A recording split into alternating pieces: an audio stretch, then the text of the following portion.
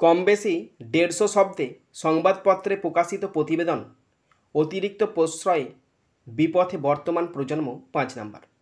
এটি দশম শ্রেণীর জন্য ভীষণ ইম্পর্ট্যান্ট। খাতার ঠিক মাঝ বরাবর একটা হেডিং করবে, অতিরিক্ত প্রশ্রয়ে বর্তমান প্রজন্ম বিপথে, উদ্বিগ্ন শিক্ষাবিদরা। নিজস্ব সংবাদদাতা, কলকাতা, 14 নভেম্বর 2025। বর্তমান সমাজ ব্যবস্থায় এক অদ্ভুত পরিবর্তন লক্ষ্য করা যাচ্ছে। পিতামাতারা সন্তানদের প্রতি অতিরিক্ত প্রশ্রয় ও স্বাধীনতা দিচ্ছেন, যার ফলে নতুন প্রজন্মের মধ্যে শৃঙ্খলার অভাব, দায়িত্বজ্ঞানহীনতা এবং মানসিক অস্থিরতার প্রবণতা বাড়ছে।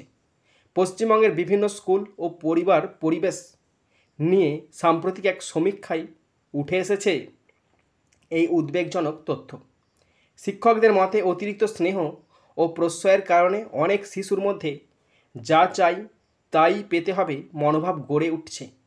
স্কুলের নিয়ম না মানা, পড়াশোনায় অনীহা, মোবাইল ও গেমিংয়ে আসক্তি, এইসব সমস্যার মূলেও পিতামাতার অতি রক্ষণশীলতা বড় কারণ বলে মনে করছেন বিশেষজ্ঞরা। অনেক অভিভাবক সন্তানদের সামান্য কষ্ট বা বকুনি সহ্য করতে দেন না, ফলে তারা ভেঙে পড়া বা মানসিকভাবে দুর্বল হয়ে পড়ার প্রবণতা বেশি দেখায়। মনোবিদরা বলছেন, অনিয়ন্ত্রিত স্বাধীনতা শিশুর স্বাভাবিক বিকাশ ব্যাহত করে। বাড়ির কাজ থেকে শুরু করে সময় মেনে চলা, এসব শেখানো এখন অনেক পরিবারই অনুপস্থিত। পিতামাতারা ব্যস্ততার কারণে শিশুদের সঙ্গে যথেষ্ট সময় কাটাতে না পারলেও তাদের চাহিদা পূরণ করে অপরাধবোধ কাটানোর চেষ্টা করেন, আর তাতেই বাড়ছে প্রশ্রয়ের মাত্রা। অন্যদিকে সমাজবিজ্ঞানীরা মনে করেন, আধুনিক প্রতিযোগিতার যুগে সন্তানদের রক্ষা করতে গিয়ে অনেক অভিভাবক অজান্তেই তাদের অক্ষম করে দিচ্ছেন।